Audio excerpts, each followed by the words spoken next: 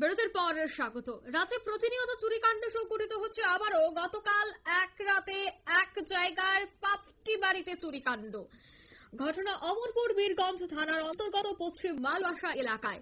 জানা যায় 5টি বাড়িতে হানারে নিশি কুটুম্বের দল এবং নগদ টাকা সহ বিভিন্ন আসবাবপত্র এবং একটি দোকান থেকে বিভিন্ন খাবারের জিনিসপত্র চুরি করে নিয়ে যায় চোরের দল। স্থানীয়দের অভিমত, এলাকায় থাকা বেশ কিছু নেশাখোরেরা এই চুরি কাণ্ড সংগঠিত করেছে। এই চুরি কাণ্ডের পেছনে বেশ কিছু নেশাখোরেরা যুবকেরা রয়েছে, এমনটাই অভিযোগ। তবে সংশ্লিষ্টদের কি বক্তব্য শোনাচ্ছি। কালকে হঠাৎ করে রাত্রে আমরা খাইতে ঘুমাইছি 12টার দিকে। এরপরে আমরা ঘুমাইছি কইতাম পারি না, সকালবেলা উঠে দিত যা আজেন না। এরপরে খুলে দিয়ে ঘরে সব মানে বন্ধ করে রাখছে। এখন আমরা পাড়ার মানুষ দেখাইছি আর কি।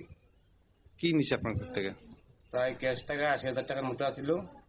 আর অন্য যাবতীয় জিনিস আসলে, কিন্তু আমরা কিছু দোষী নেওয়ার জায়গা রেডি। আপনাকে পুলিশে জানাইছেন? জানাইছি না এখন। আপনার কেউ সন্দেহ হয় নাকি? এরকম তো ভাই কেউ সন্দেহ হয় না, আর সন্দেহ করে মুখ আর জায়গার নাম পশ্চিম মালবাসা। আপনার নাম? আপনারা শুনলেন তাদের এই বক্তব্য।